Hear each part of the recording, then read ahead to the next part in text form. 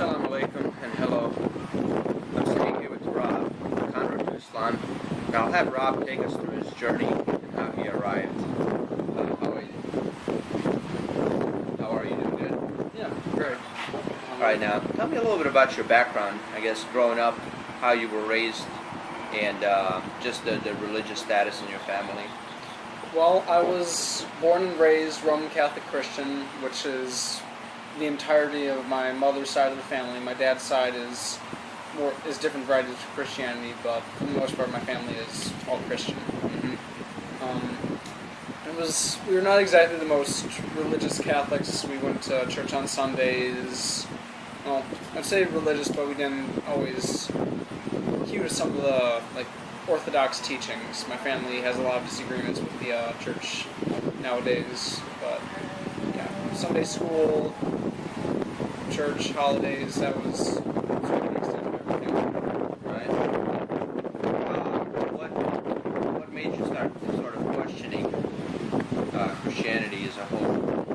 Well, I'd really have to say it was about in high school when one of my teachers, we were going over world religions, and I realized that there were a number of doctrinal differences and disagreements that I had with Christianity in general as it relates to believing in Jesus as the Son of God, believing in the Trinity, and the concept of original sin. Okay.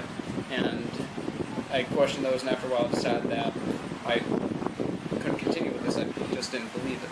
So just the fact that the texts were changed so much, and then the fact that Jesus being God, Son of God, kind of everything all in one. Because it seemed, because I could never really seemingly get a straight answer, because it seemed from explanation and Jesus being both fully human and fully divine, and it seemed like they were trying to run through a number of twist them, a lot of bizarre logic to try and make everything fit.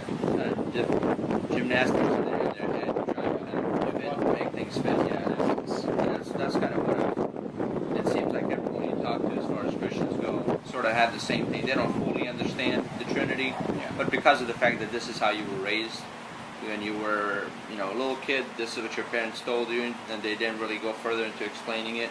People don't really question it, but I definitely think it is something that has to be logical, because God wouldn't do something that would be illogical and expects us to follow the faith.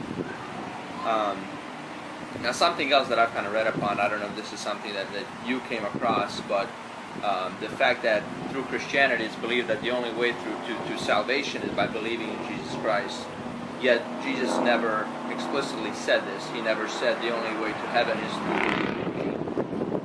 He more said it's by following the Following original the command. teachings. Exactly. People do interpret, there are Bible verses that say along the line of the only way in is through me, but some people do interpret that as being literally through belief in him or belief in what he was teaching. And that's how a lot of people I know view it now, including my parents. So. Okay. Now explain your search as you kind of started looking at other religions. Kind of take us through the journey, so to say. Well, let me think. I started my search, it was kind of a little checklist, look through the variety of religions out there. Because I already was certain that I did believe in one God, so that, on the list of everything I have X, Hinduism, mountains, also other forms of Christianity that believe in the Trinity. Right. So, and after doing some research, I looked into pretty much all the major ones. I was really into, philosophically at least, the Chinese philosophy of the Taoists for a while, but they're not a very organized group, and I said I was interested in them philosophically but the issue is that now the religion of Taoism is kind of fused with Chinese polytheistic practices, and I simply didn't believe that, so So it was a good way of living your life, but didn't really explain from the religious side of things. Okay. But then the other one that had really captured me for a while before I had some questions with it was, I don't know if you're familiar with the viewers, if you're familiar with the Baha'i faith. They started in mid-1800s in Persia. they're good people. But I would almost consider their theological beliefs as the Baha'is are to the Muslims what almost the Mormons are to Christianity in general. They're good people, but the beliefs are a little bit off. So I guess the reason, my next question was the reason why you rejected the other faiths. You kind of already answered that, and most of them believed in multiple gods, whether it be through a trinity or just flat out multiple gods. And the other thing you were really into wasn't really a way to explain things. It was more of a, this is the way you should live your life, you should be a good person, so on and so forth. What were some of the initial understandings or initial misconceptions, or just understanding as a whole you had about Islam before you even ever picked up a book, before you ever looked into it? Well, to be honest, I didn't really know anything. I mean, I didn't, like, again, my parents were good, tolerant people, and they knew, my parents know a number of Muslims from work and friends, well, mostly work, but they never sort of fostered anything upon me, like trying to insinuate, because, I mean, I was in high school in the years after 9/11, so they never, like, sort of put that view that the religion as a whole was responsible for this. It was a few nuts, pretty much.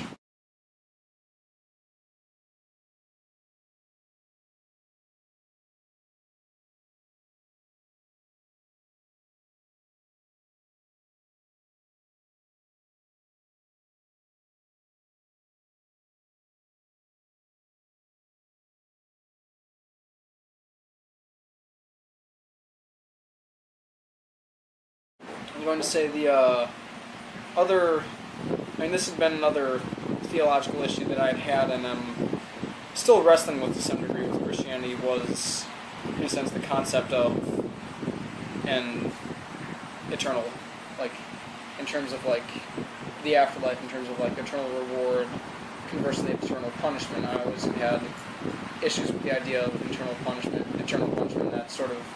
that is something that I still sort of wrestle with to this day. I haven't really figured it out in my head, but anyway, I mean that was what had almost initially disqualified Islam in my head. I was like, I don't want, because it seemed rather extreme in their beliefs. I mean, not to the degree of the terrorists, but still rather, as a Christian American would say, like fire and brimstone, sort of, you're with us, like you're 100% with us, or you're gone, and that's, I mean, that's not an accurate portrayal. Right. So, but, I mean, The media hasn't done justice to explaining no. Islam at all. No, it hasn't. When people think Islam, that learn it through the media, they think of people with big beards screaming Allahu Akbar, screaming, you know, I'm going to blow this up, I'm going to blow that up. Marching in the streets, like burning flags, complaining about, like, threatening to kill people, that sort of thing. The angry mob image that you get in the media so much. Right. So what drew you into Islam then? Well, it was sort of by extension through searching at the Baha'is, because as I said, they were an offshoot